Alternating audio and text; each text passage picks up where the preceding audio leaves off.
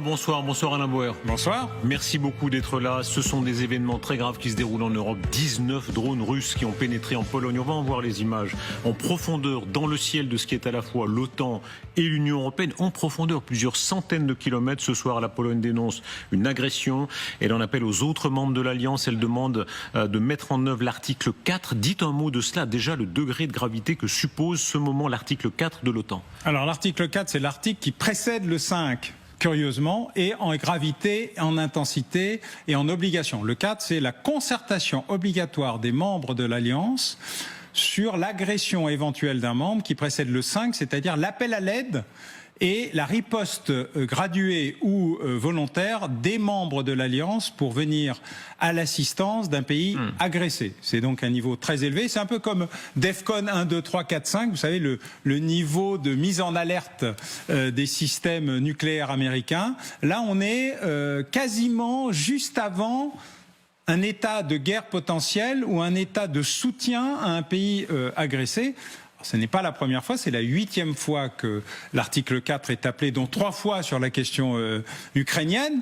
Mais avant la question ukrainienne, on n'en avait pas entendu parler quasiment pendant les 20 ou 30 années précédentes et relativement peu et uniquement pour des tensions relatives. Donc l'essentiel étant en 83 lors de ce grand exercice militaire de l'OTAN qui avait amené les Russes à croire qu'ils étaient au bord d'une guerre nucléaire à cause d'une erreur de radar. Sur l'ampleur de ce qui s'est passé, 19 drones, hein, ça ne peut pas être le fait du hasard. Non, alors d'abord ce ne sont pas des essaims parce qu'il n'y a pas de 19 drones en essaim.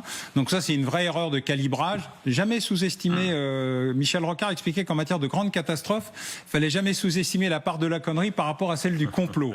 C'est une de vos citations favorites. Oui, la connerie est à la portée de tous et donc largement répandue. Le complot nécessite beaucoup d'intelligence et d'organisation, c'est très rare. Fin de citation, hein, c'est de Michel Rocard, pas de moi.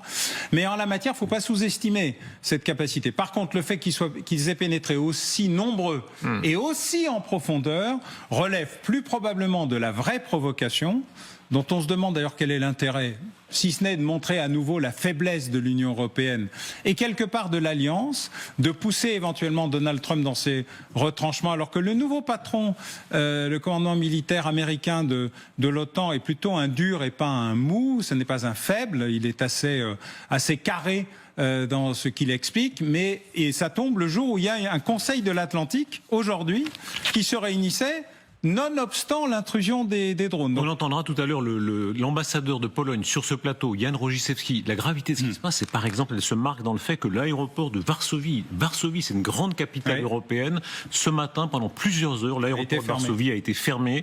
Je crois que c'est la première fois depuis 1945, depuis la Seconde Guerre mondiale, que l'aéroport de Varsovie, pour une raison de défense militaire, est fermé. Alors, il y a eu des moments où, notamment dans les affaires de Prague ou dans les affaires de Budapest, au moment où l'Union soviétique a appelé le pacte de Varsovie à intervenir pour mettre fin à des révoltes populaires, il y a eu des restrictions importantes sur les aéroports pour que les forces militaires russes puissent circuler dans les meilleures conditions possibles. Mais c'est la première fois que l'aéroport de Varsovie, en période de paix et en tout cas post-chute du mur de Berlin, est fermé. Est-ce qu'on essaye d'atténuer? Moi, je suis frappé dans la capitale occidentale d'une forme de... Ah oui, il faut voir, on va voir, est-ce que c'est une provocation? Enfin, quand même, imaginons un instant, 300 à 400 km, on faisait le calcul avec mes collègues en rédaction il y a un instant, c'est comme si des drones russes, ou allemands, s'ils venaient d'Allemagne, arrivaient au-dessus de Paris. Oui, on est dans un degré... C'est exactement ça. C'est extrêmement grave. Oui, mais c'est la trouille, la sainte trouille, le trouillomètre à zéro, ce qui est la marque de fabrique, paradoxalement, de l'Union européenne, à part peut-être la Grande-Bretagne et la France, qui ont toujours eu, pour des raisons de posture, y compris nucléaire, semi-nucléaire pour la Grande-Bretagne, ça m'amènera à avoir enfin un vrai débat avec Bruno Tertrais chez vous un de ces jours. Il sera ravi. Oui, je sais, il attend. Vraiment il nucléaire. Mais on s'aime beaucoup, en fait, curieusement. Mais imaginons un instant, si les Américains, imaginons un instant la réaction de Trump, si des drones, je sais pas, chinois ou russes arrivaient au-dessus de Washington, c'est dans ce degré de gravité. Ah mais là, il n'y aurait pas eu de débat. Mécaniquement, le NORAD, qui est installé pas très loin au Colorado, sous la Cheyenne Mountain, aurait réagi et des contre-mesures auraient été prises presque automatiquement. Même s'il venait du Canada, on parle de l'Union européenne, s'il circulait au-dessus de l'Alaska. Alain Bauer, pendant des semaines, j'ai entendu sur ces plateaux des gens vous dire l'Union européenne, alors là, vraiment, c'est un pour tous, tous pour un. L'article, je sais plus quoi, 49. Mais ils sont pas automatiques. Donc on comprend qu'il n'y a rien d'automatique et surtout il n'y a rien de très courageux là. Non, c'est des mous. C'est des mots parce Mais à qu'ils ce ont... point-là. Mais d'abord parce qu'il n'y a pas de défense anti-drone en Europe, nulle part. Les seuls qui ont vaguement une défense anti-drone, c'est les Français, avec le Samba qui protège nos bases militaires essentielles, notamment nucléaires. Et nous avons tout misé sur une idée farfelue qui n'est pas celle du général de Gaulle, qui a été déstructurée, modifiée, un mensonge stratégique sur le thème la dissuasion nucléaire nous protège de tout. Ce n'est pas vrai, et ce n'est plus vrai depuis 2001, l'attaque du World Trade Center, du Pentagone, voire même de la Maison Blanche ou du Capitole, puisqu'on n'a jamais su exactement où le 4e commando, d'ailleurs pour être plus précis, voulait faire tomber cet avion, et seule la révolte des passagers avait permis que ça ne se produise pas. Donc il y a un problème particulier, c'est que comme nous ne sommes pas prêts à une éventuelle attaque de drone sur notre propre territoire, puisque nous n'avons pas investi dans le dôme de fer, nous avons un petit système de protection, nous n'avons pas de vraie défense opérationnelle du territoire. Il faut rendre hommage au général de Villiers, au général Burkhardt, l'un qui s'est fait taper dessus et l'autre qui vient de quitter ses fonctions, qui ont tous les deux expliqué que notre défense avait été réduite dans le même état que notre école, notre système de santé ou notre sécurité publique. Risque maintenant de l'engrenage. Je vous lis ce que dit le Tusk, le Premier ministre. Il y a deux autorités en Pologne. Il y a le président qui est nationaliste, qui est surtout très ami de Trump, qui est plutôt un conservateur, et Tusk, le progressiste très pro-européen. Cette nuit, l'espace aérien polonais, c'est Tusk qui parle, a été violé par un grand nombre de drones russes. Les drones qui représentaient une menace directe ont été abattus. C'est la première fois que des drones russes sont abattus au-dessus du territoire d'un pays membre de l'OTAN. Y compris par des avions néerlandais. Oui. Dans le cadre de la défense de l'Alliance.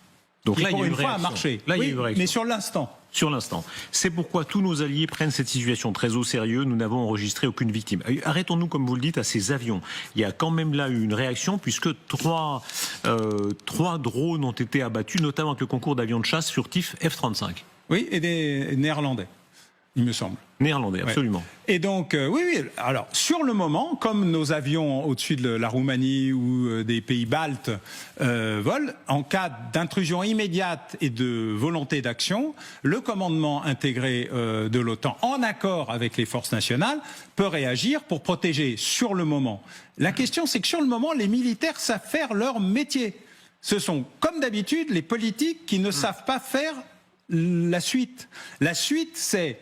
Le Conseil de l'Alliance se réunit aujourd'hui. Il devrait y avoir demain une décision, ou cette nuit, une décision disant, eh bien écoutez les gars, puisque c'est comme ça, les forces d'interposition vont commencer à pénétrer en Ukraine, par exemple. C'est un message que comprennent très bien les Russes. Les Russes, c'est l'escalade pour la désescalade. Et tout à l'heure... Tu tapes d'abord, tu discutes ensuite. Nous sommes dans pas d'escalade, toujours en retard d'une guerre. Nous venons une nouvelle fois d'être en retard d'une guerre. Soit c'est une provocation, soit c'est une erreur. En tout état de cause, c'est un événement stratégique. Il ne peut y être répondu que par une action et pas simplement du blabla. Est-ce que là, et c'est ce que dit à peu près Zelensky, ce soir, le président Zelensky réagit dans la tonalité que vous dites.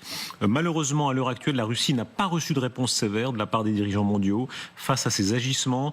Une réponse qui se traduirait par des mesures concrètes. Lui, alors il est évidemment dans son rôle, considère que et l'OTAN et l'Union européenne, il dit les Occidentaux en général, pour l'instant, n'ont pas réagi. Ben c'est vrai.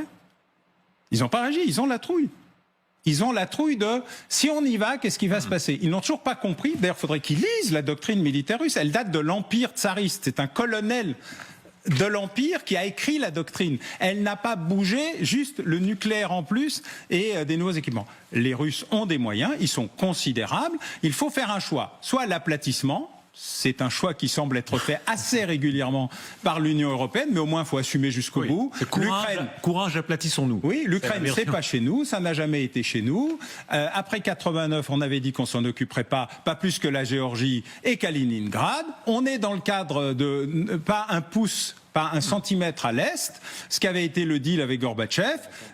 On a certes avancé sur l'ensemble des pays du pacte de Varsovie, mais pas sur ces trois-là, parce qu'on a respecté ça. Bon, depuis 2014, il s'est passé des choses. Les Russes pensent que c'est un coup d'État, les Ukrainiens pensent que c'est une révolte populaire, etc. Mais il faut faire un choix, on peut pas être entre les deux.